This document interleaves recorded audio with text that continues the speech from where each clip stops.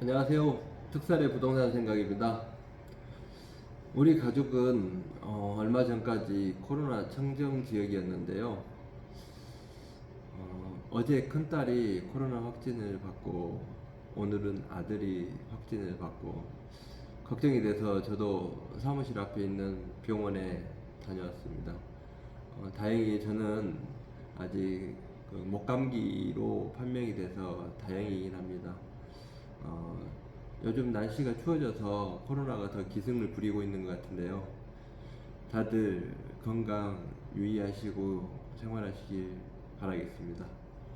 오늘은 그 유류분 청구 제도에 대해서 알아보겠습니다.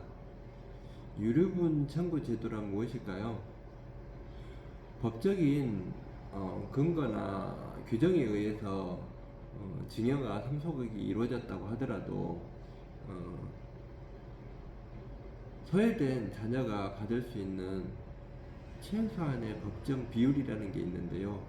이게 바로 유류분 청구 제도입니다.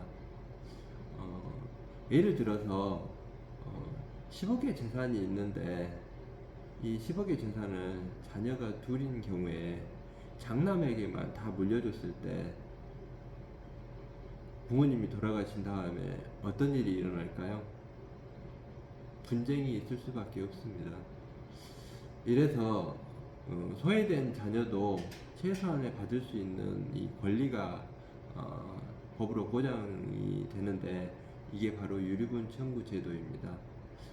유류분 청구 제도에 의하면 유류분 청구 금액이라는 것은 법정으로 상속받을 수 있는 비율의 2분의 1에 해당되는 금액입니다.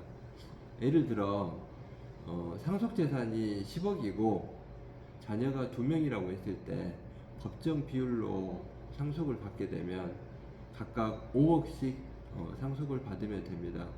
그런데 부모님이 말씀하신 것처럼 장남에게만 10억을 다 상속을 하고 돌아가셨다고 했을 때 그럼에도 불구하고 소외된 자녀가 받을 수 있는 금액은 이 법정 비율인 5억의 2분의 1인 2억 5천만 원을 받을 수 있게 되는 것입니다.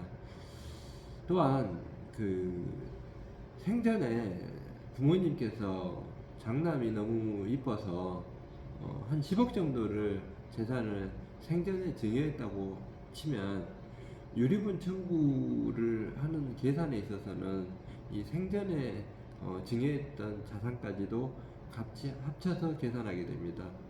다시 예를 들어서 설명드리면 장남에게 10억을 생전에 증여를 해주고 이제 사망하시고 나서 남은 재산이 10억이라고 했을 때 남아있는 10억 가지고 유류분 청구 계산을 하는 게 아니라 생전에 증여했던 10억까지 포함해서 총 20억으로 유류분 청구 계산을 하게 되는 것입니다.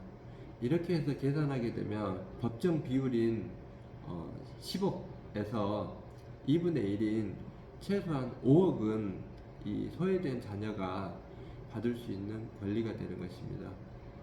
또한 소외된 자녀, 그러니까 부모가 생전에 너무 미운 자녀가 있어서 그 미운 자녀에게 상속 포기각서를 받거나 유류분 청구 포기각서를 받는 등 이런 조치를 해놨을 때는 또 어떻게 될까요?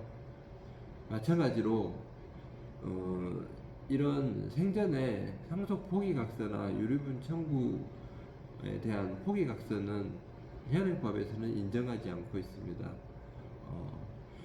상속이 개시된 이후에 발생하는 유류분 청구 비율에 의해서만 인정되는 어떤 내용이기 때문에 혹시라도 상속 포기각서나 유류분 청구 포기각서를 쓰게 됨으로써 생후에, 그러니까 상속 개시 후에 받게 될 유류분 청구 금액까지도 보장받지 못할까봐 걱정하실 수 있는데요.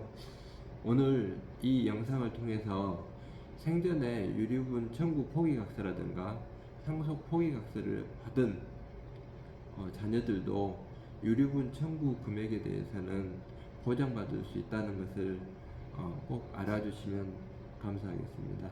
그리고 영상에 많이 도움되셨으면 좋겠습니다. 감사합니다.